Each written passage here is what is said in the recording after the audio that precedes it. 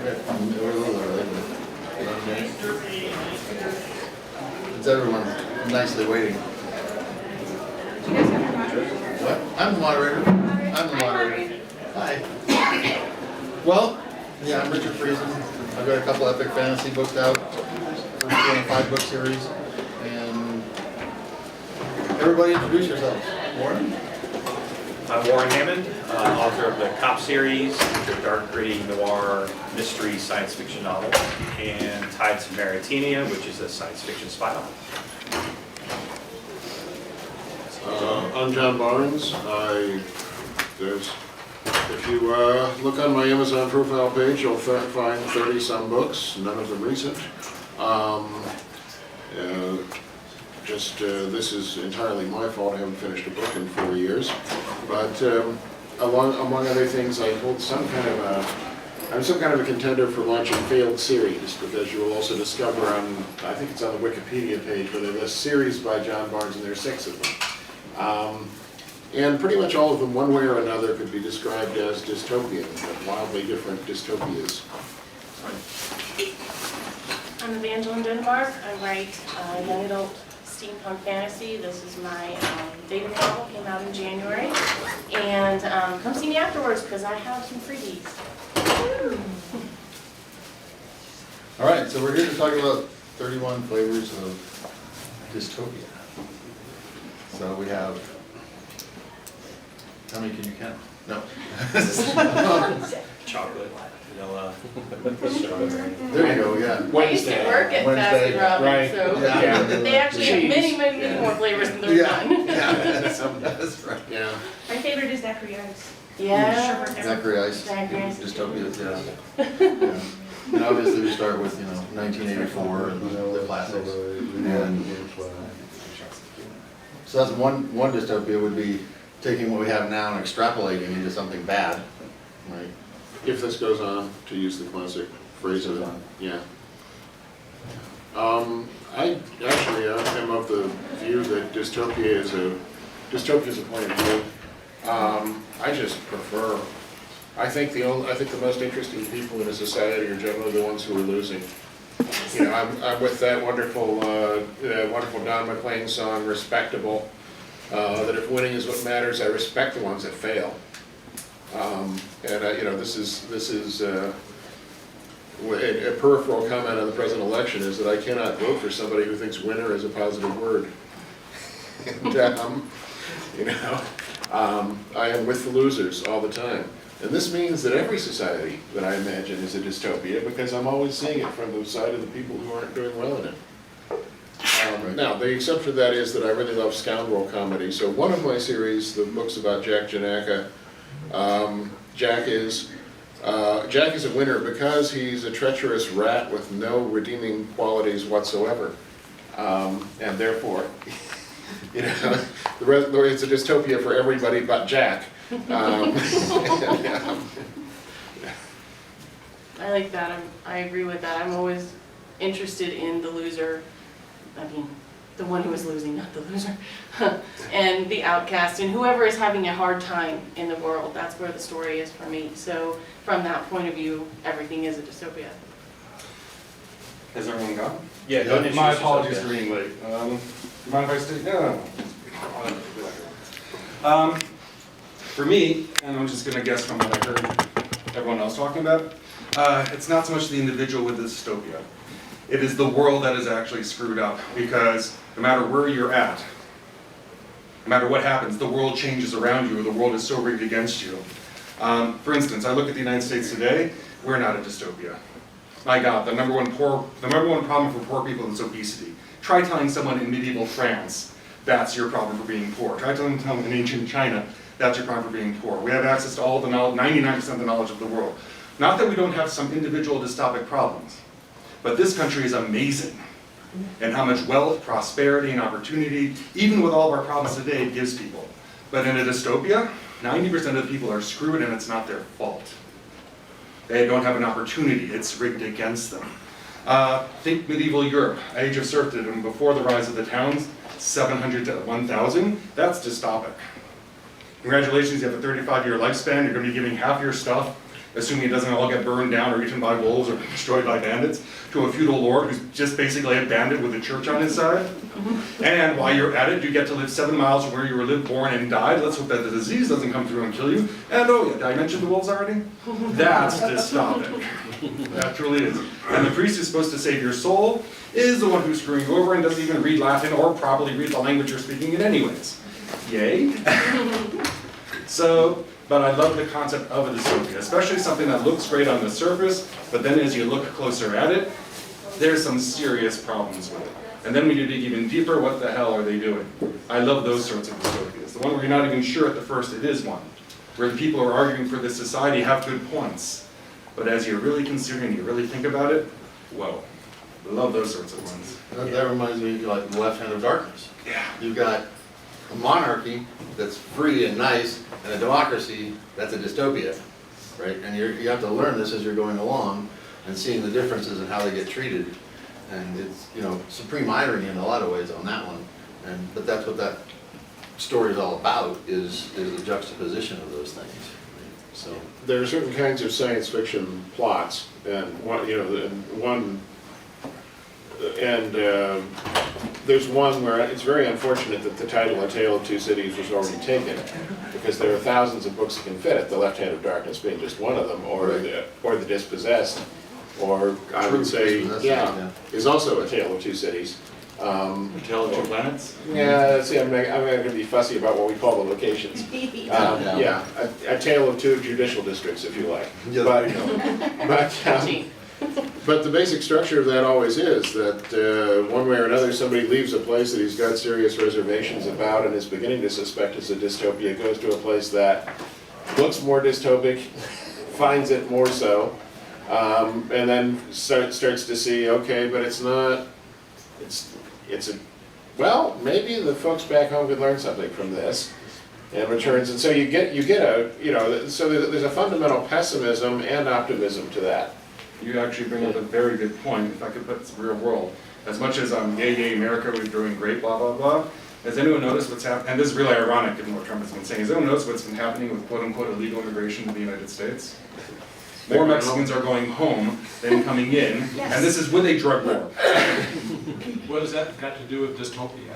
Because I say this country's doing great, but from somebody coming here, thinking, we're thinking, yeah, it's America, it's great, blah, blah, blah, but they're going back to a country with a drug war. So maybe we're not as utopian or as great as we think. Maybe from the outsider's point of view, as he's saying, they come here, they look and they say, you know what, I'm going home. although interestingly, a lot of the Muslims that are coming here are actually liking it a lot compared to where they were. The dystopian paradigm, so just to throw this one out, because I think that was a fair question. One of the key questions about a dystopian story is that if it's a flat-out dystopia, 1984, great example, right? You by page 2, you know you're not in a nice place. Right. Or whether it's a discovered dystopia, somebody who thought, which actually a great example is The Prince and the Pauper. As long as you're a prince, things look great. Things look great, right? Right. And so that discovery process is a big part of it. Actually, on that level, I would say that the best discovered dystopia I know of, in terms of just kind of shock value, is The Ones Who Walk Away from Omelas. Oh, yeah. Right? That's an interesting You make that absolutely, you discover, oh, hey, this is everything you want. Have not read The Ones Who Walk Away from Omelas. Go find it online, it will take you 10 minutes to read. Less than that, yeah. Less than that, it's Ursula Le Guin, it'll knock your socks off, just guaranteed. How do you spell that? Omelas, because it's Salem O spelled backwards. Yeah. When she wrote the story when she was living near Salem, Oregon, and the freeway exit, it had Salem O, and she just happened to Think of it backwards, Yeah. Yeah, this reminds me that years and years and years ago, I've been coming here too long, that Dan Simmons was the guest of honor, and in a guest of honor speech, he had this quote that is just fabulous. He said, "The walls have come down, and we find we've been living in West Berlin." And that's it's kind of what we're talking about. It's like, what is the dystopia and what isn't?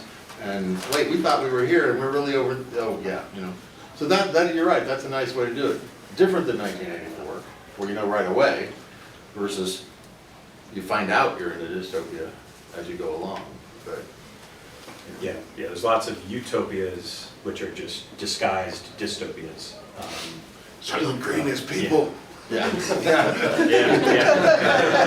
That's a dystopia disguised as a dystopia.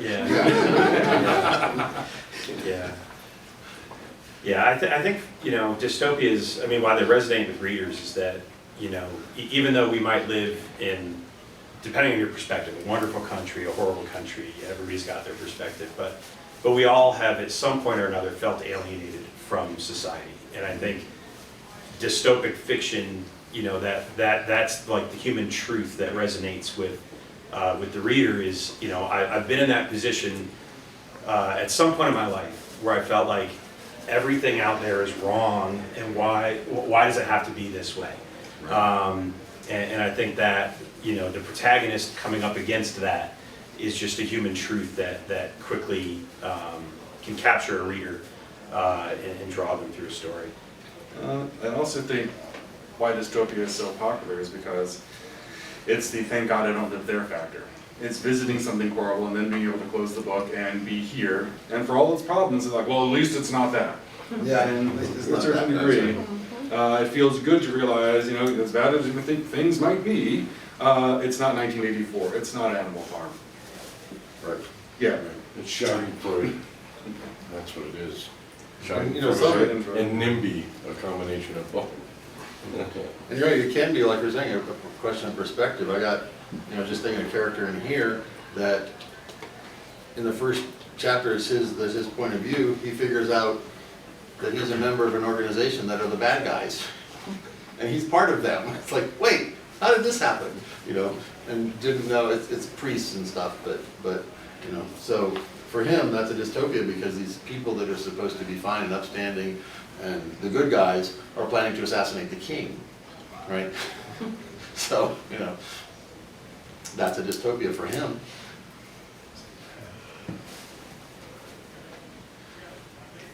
I've forgotten the question. We're just talking.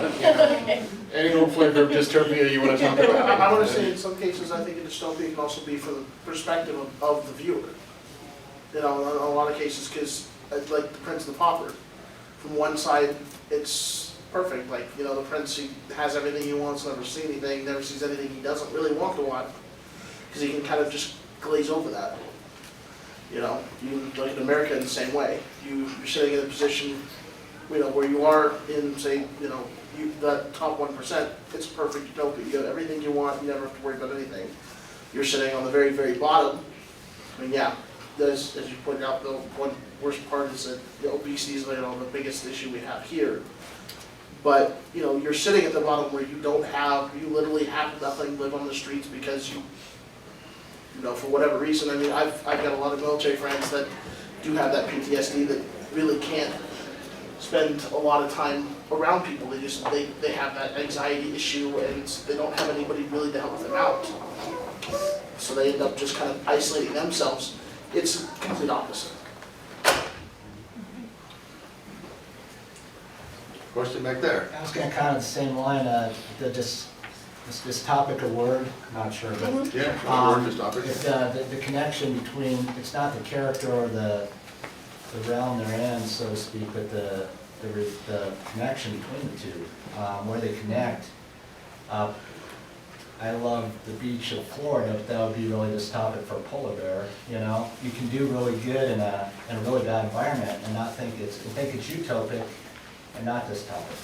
And then if you're on that, yeah, it lies in the, I guess as a story writer, it would lie in the connection between the character and where they're living as opposed to so much I guess things could get bad enough that almost anybody would think it's dystopic.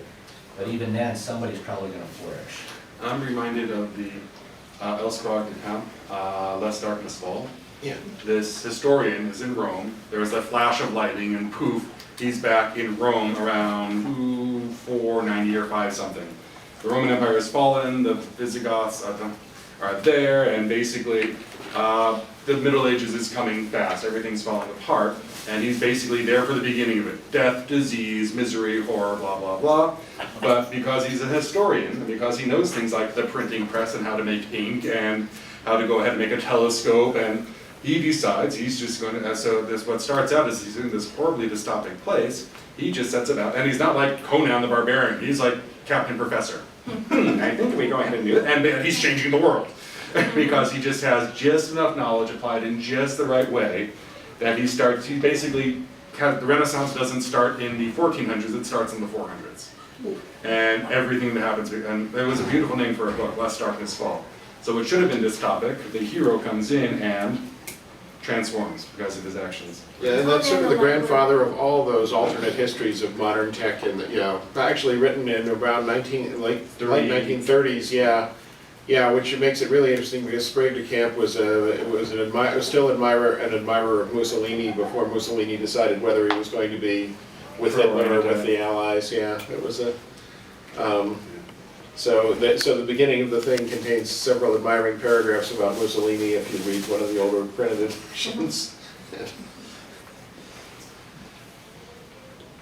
Oh, no, there are no things to talk about. No, go ahead, Angela. I was just gonna say, I think it keeps coming back to character, and even though dystopian fiction is so much about the government, the environment, or everything that's going on that is the big bad, the wrongness, whatever it is, there has to be that character who either goes against the system or can change the system, and that's where I think readers connect with any dystopian fiction.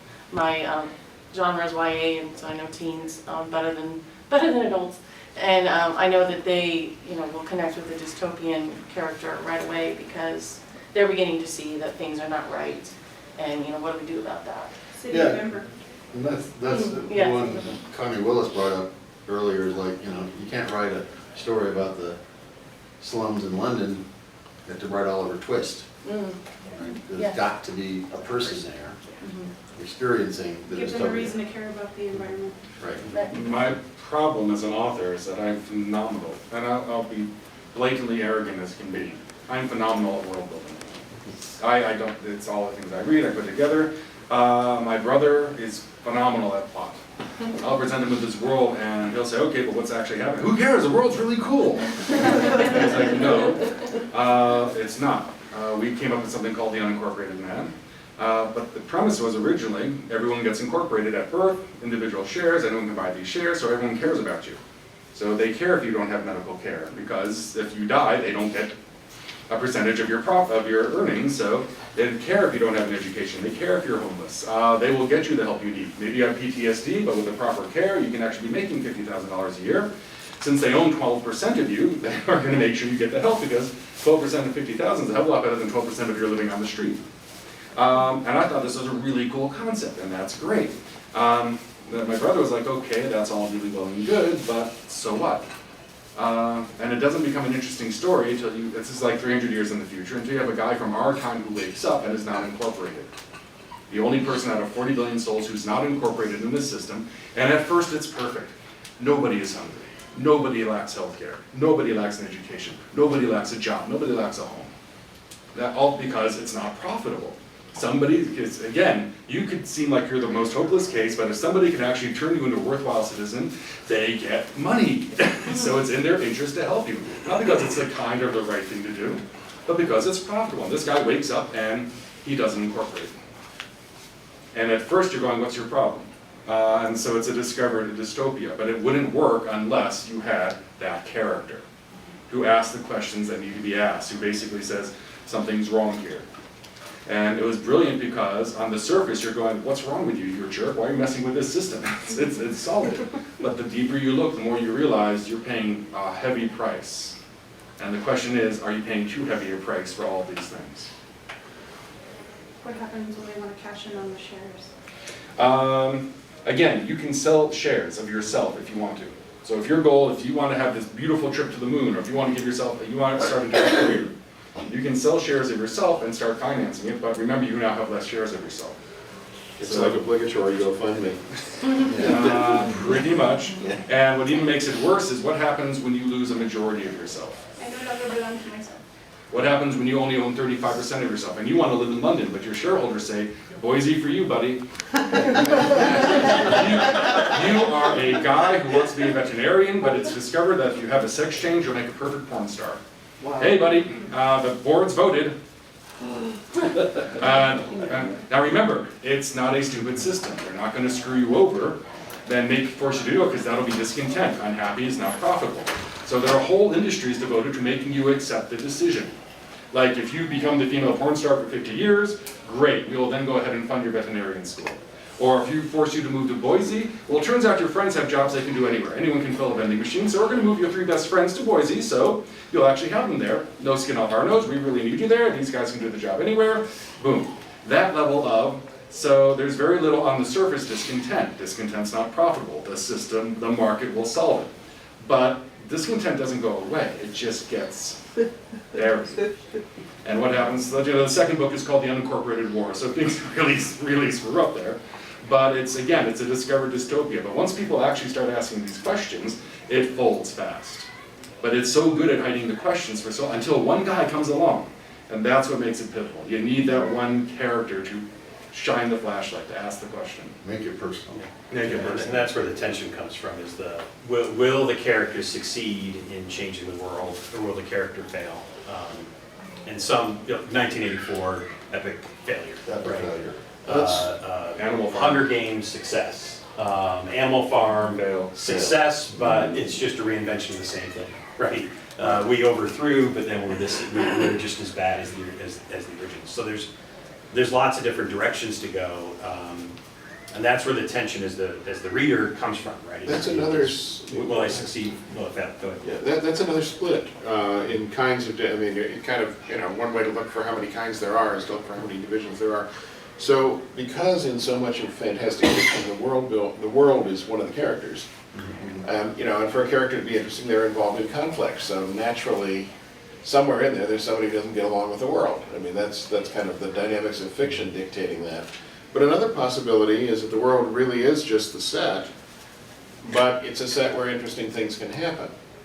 And there have always been, in both fantastic and other literature, there's always been settings that are interesting.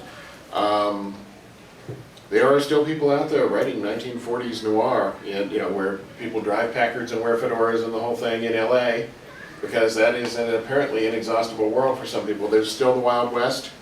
There are still people out there, God knows why, writing rockets, ray guns, and robots novels.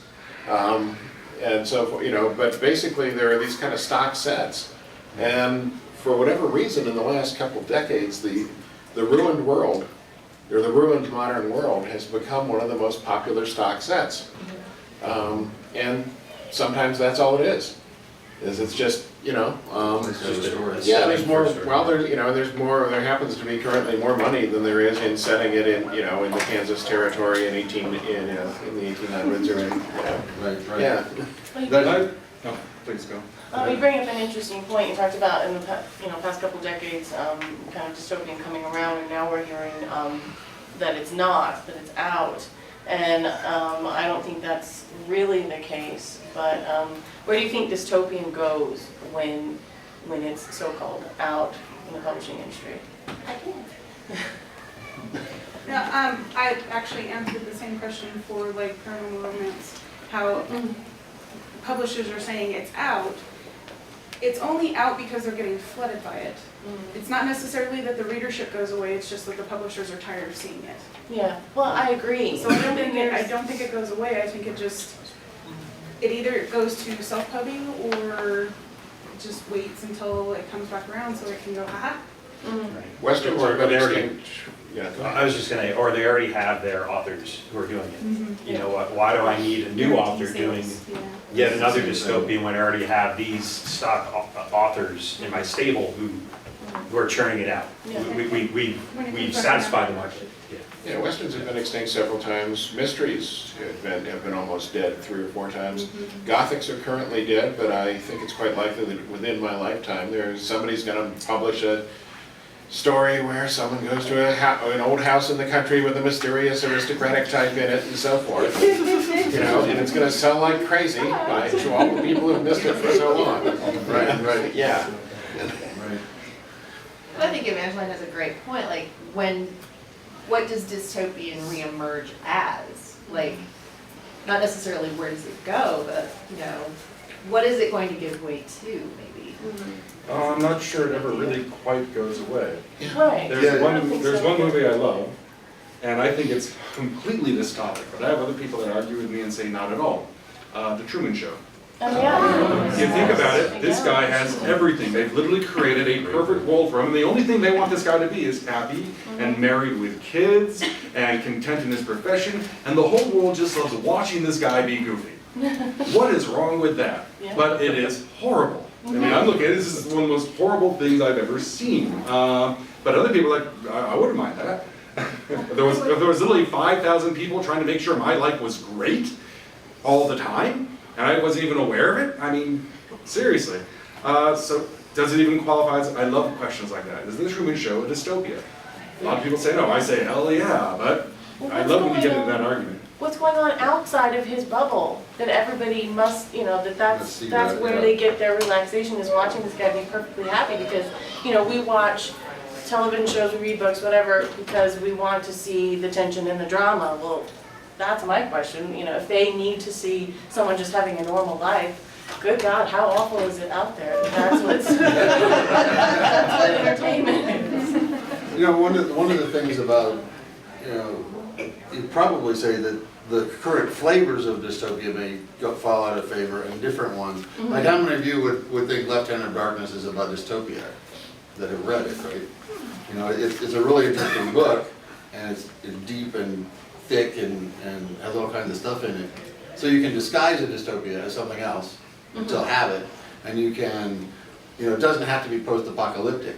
Yeah. Right, and that's kind of what's in vogue now is the post-apocalypse stuff, the zombie apocalypse or whatever kind of apocalypse you have, and that's a different kind of utopia than 1984 is, for instance. 1984 is not post-apocalypse; it's post-modernism or something, right?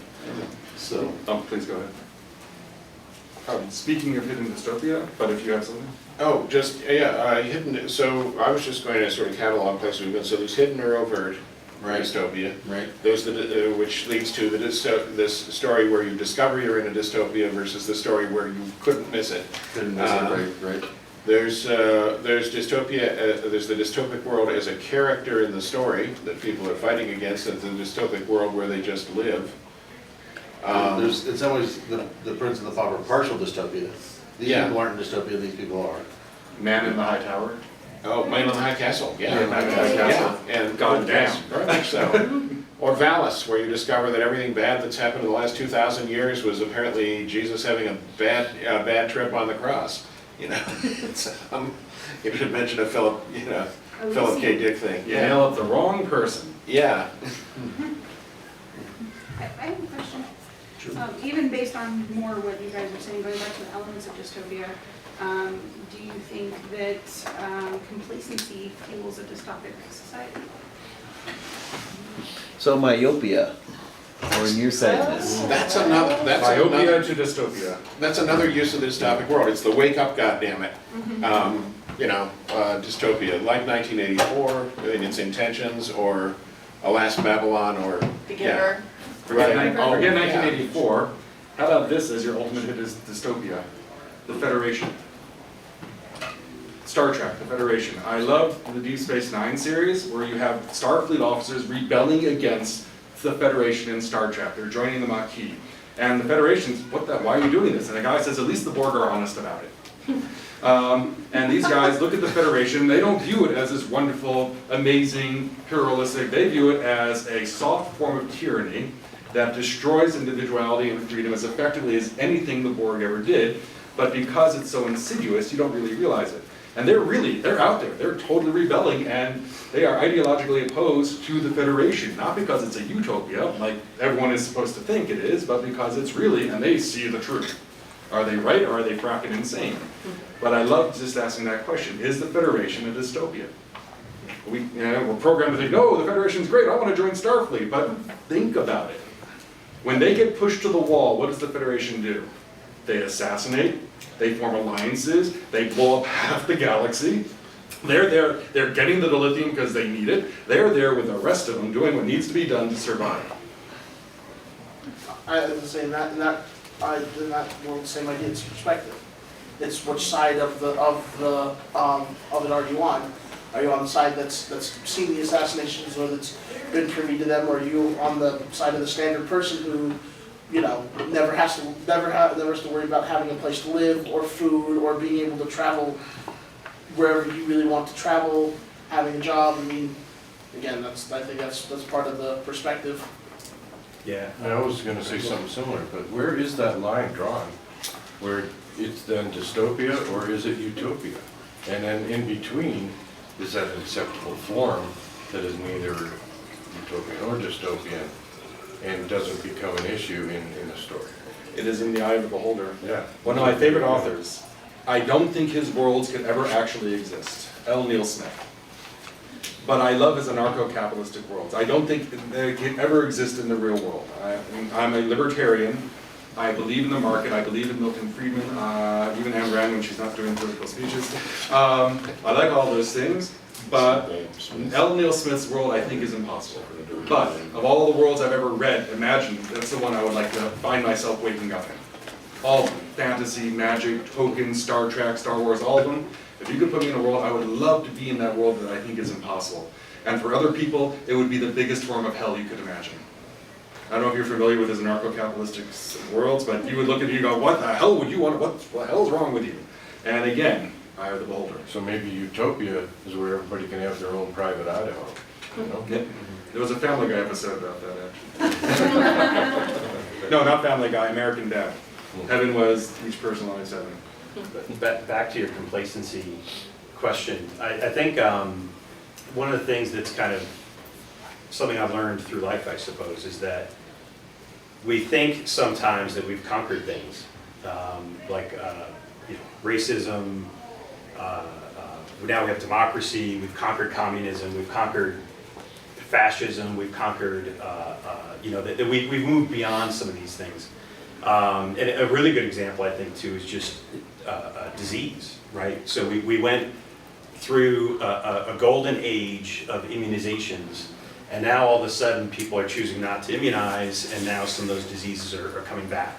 And so it's almost like whatever the... Damn you, Lancet. Yeah, whatever the things are that you think we as a society have conquered, what actually happens is every generation has to fight that fight again.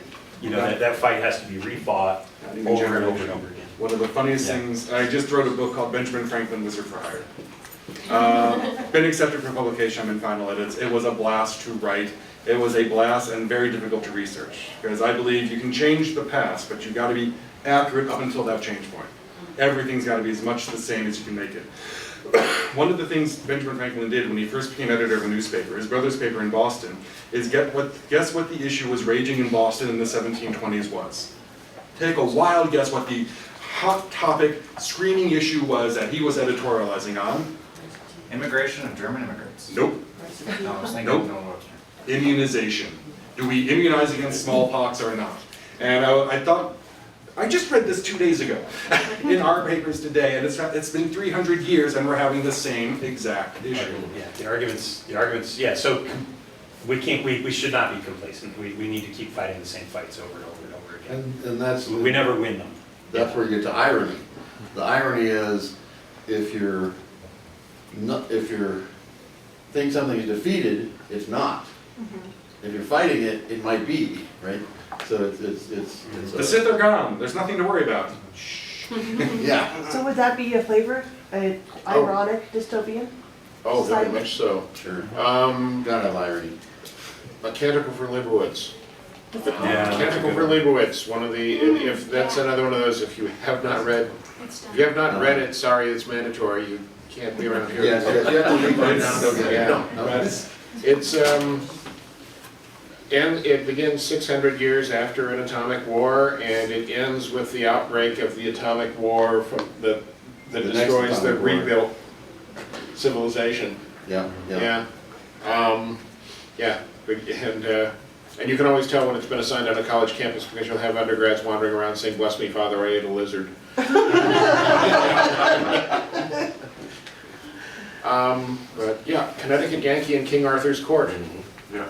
At the end of the thing, the the Connecticut Yankee who has introduced all of modern technology, completely modern and so forth. The whole system collapses in the classic Arthurian fashion because of Mordred and Lancelot and Guinevere and all that.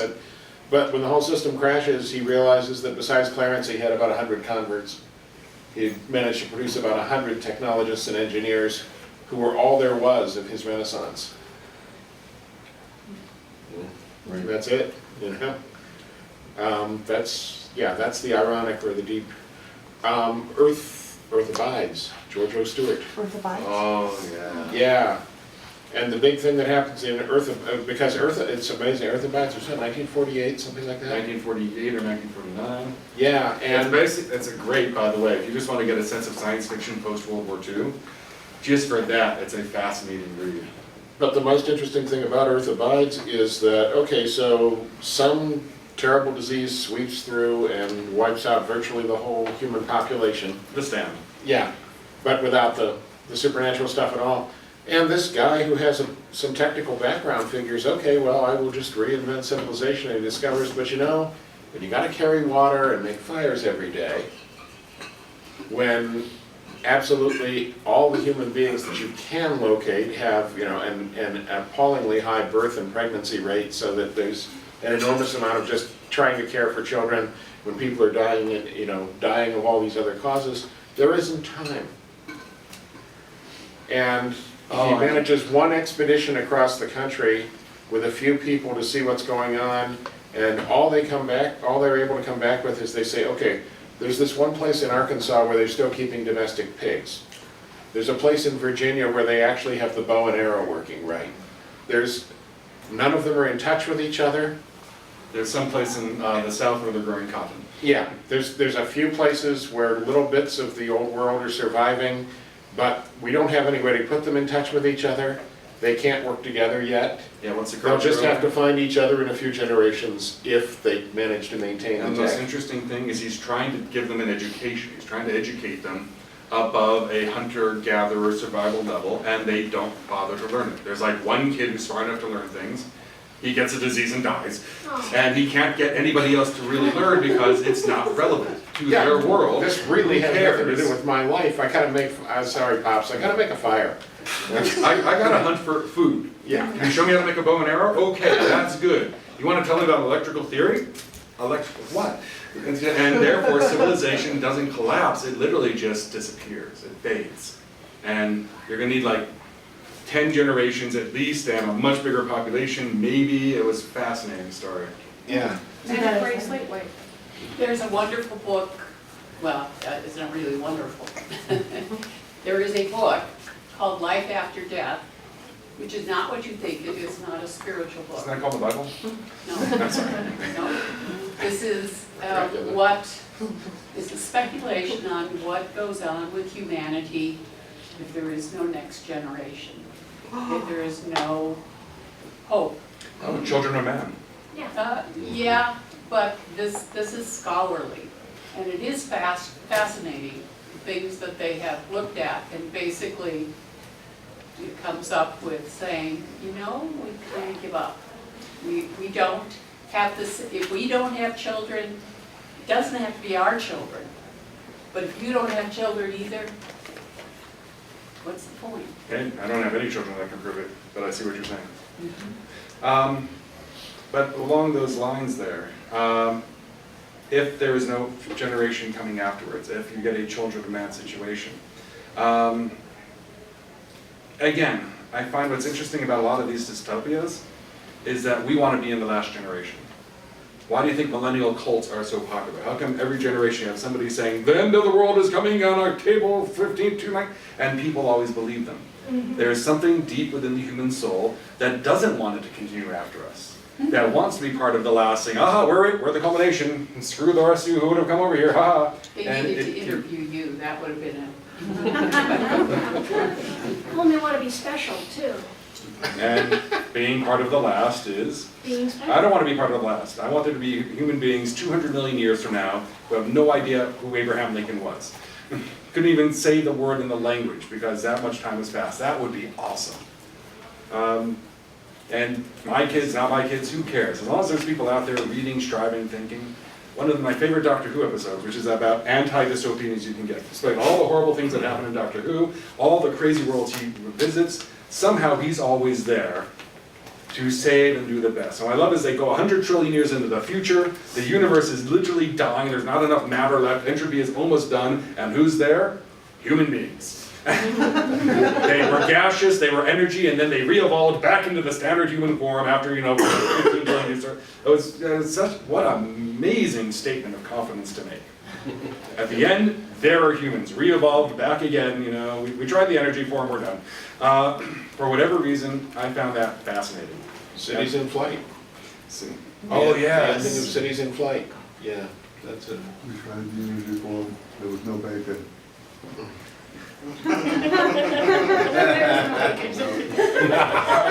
didn't hear that. We tried the energy form, there was no bacon. I am a being of peace in life with the universe. I understand. No bacon. Screw this. Oh, chocolate, take your pick. Well, and with the Chocolate covered smallpox. bacon. Oh, go ahead. Oh, go ahead. Me? Oh, what's sort of missing in some of these cases is the younger generation didn't live through things, so they, even if they know about an event, it doesn't have emotional resonance. So the example for me is that a young whippersnapper that I'm friends with on 9/11 posted hilarious 9/11 memes. LOL, irony! And everyone who was old enough to remember 9/11 flipped out.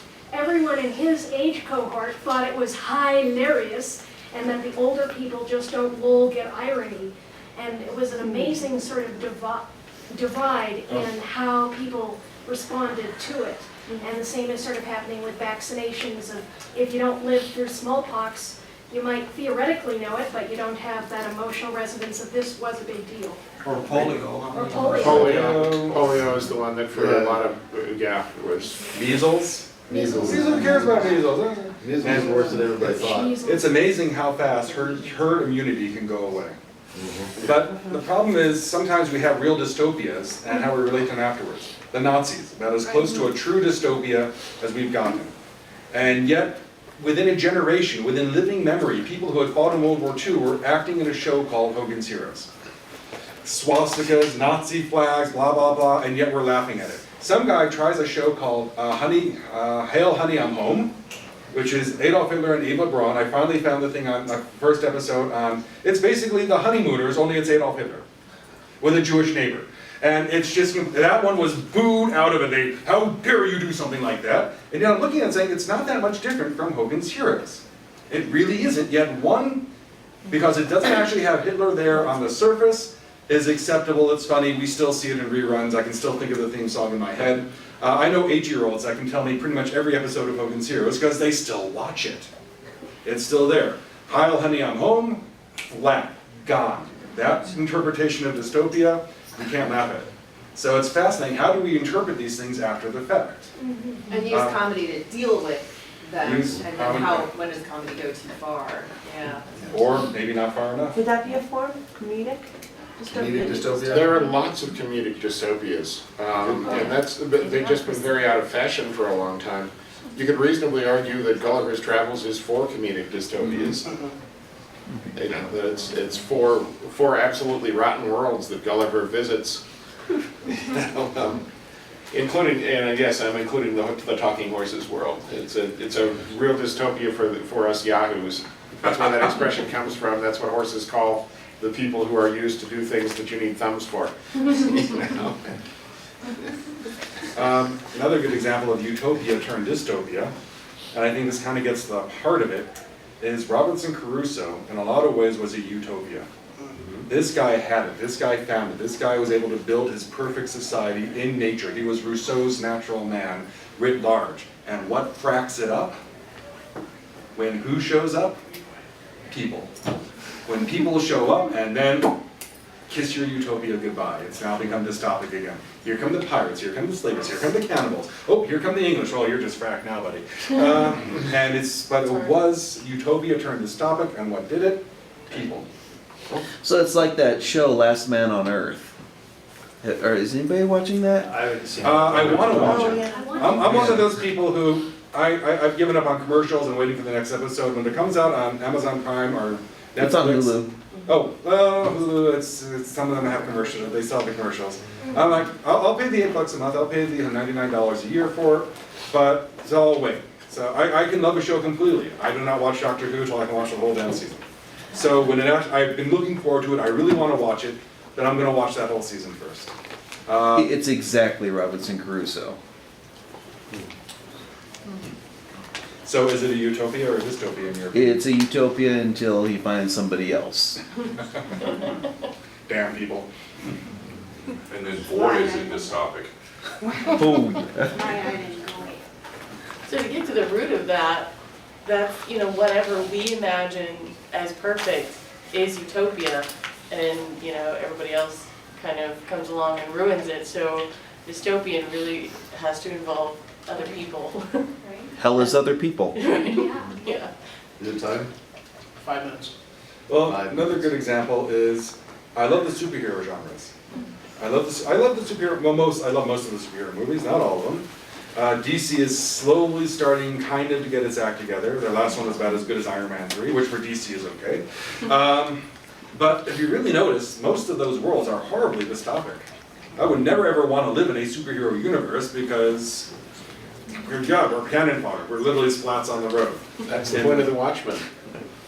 Or, I don't think they could ever make it into a movie, but I think it's called is it called Powers? It was basically this thing where superheroes are real and they're horrible. They're just absolutely horrible. I forget, Dark Horse came out with it, I think. It was just a brilliant series. They got a guy called the Homelander, is their version of Superman.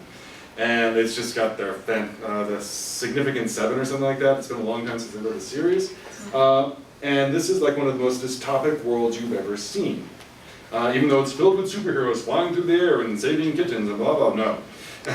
No. I wouldn't want to live in the Avengers universe. Loki and the gods and aliens opening portals and atomic bombs being dropped, and screw that. What about yours? Kind of like that. Kind of like that, true. Some of them are pretty horrible. And there's yet another dystopia type that we haven't met is the if this goes on thing where it's a creeping dystopia. They've been out of fashion for a long time, but where like you say, okay, what if something that is now an occasional problem becomes an everyday problem? Some of the older stuff about climate change was actually pretty careful about doing that, saying, you know, summer was a little longer every year. You know, that was you know, what you noticed first, and then there were certain things that just were never in the grocery store anymore, and then, you know. They got more expensive. Yeah. So you stopped buying them. Not because. Yeah, and that's, and for example, that's the extremely dystopian John Brunner's Sheep Look Up. And Stand on Zanzibar. Right, and in both of them, part of it is that basically the world was a boiled frog. You know, there was no point at which the frog jumped because the water temperature just kept rising. I mean, here's a good example, although it's starting to reverse. Sodas used to be made out of pure cane sugar, and darn did they taste good. And then over a slow period of time, you couldn't find a sugar soda anywhere. And they just told you that until Mexican Coca-Cola started coming over the border, and America's like, wait a minute, the high fructose does taste like crap. And they started buying, all of a sudden, the market re-emerged, but they tried, and here's something, again, when's the last time you had real butter on your popcorn at movie theater? I don't know. Here's the thing, the oily crap they sell you is horrible. It tastes horrible, it is horrible, but they switched over such a slow period of time, you don't realize you're just eating saturated omega-6 fat, which is hydrogenated. It got to the point where I went ahead, I got one of those little thermoses, melted some butter, put it in there, it stays melted for hours, bring it to the theater, poured it over my popcorn, I was like, I forgot. They fooled me. And I'm sorry, one stick costs like 75 cents, 30 cents if they buy it in the bulk they can, and they're charging us not, but give us real butter. But no, we're gonna save that 75 cents for the $9 bin of popcorn we're charging you, and just give you this horrible stuff. Seriously, melt a little butter, pour it over popcorn, and you'll realize it's dystopic. They're slowly taking, and it's not like we lack butter in this country. But if you want a creeping, very good creeping dystopia, and all these things before us. Margarine is evil. One of the nightmare worlds that one of the big foundations that does these studies things talk about is the nuclear proliferation world, where it becomes routine that atomic weapons are used once every couple of years. All of it, so every now and then a city, more often a military base, probably most often a warship or, a port. Yeah, there would have been, there would have been an example of that during the Falklands War if the British had been able to locate the Santa Fe. Apparently if the Santa Fe, the Argentine submarine that was carrying basically launchable cruise missiles that could have sunk the Ark Royal or the Queen Elizabeth, both of which would have been extreme high value targets, and the British weren't willing to lose them. So until they established that the Santa Fe had actually gone around the Pacific to avoid being into the Pacific to avoid being sunk, the British were looking for it, and they were looking for it with an atomic bomb, and that would have been used at sea. Only military personnel dead. A lot of fish, a lot of dead fish, and some fallout where nobody cares. And it still would have set a horrible, almost unredeemable, almost impossible to turn back from precedent. Yeah, and within a short time. Let's finish up, everybody. We're basically done. Oh, yeah.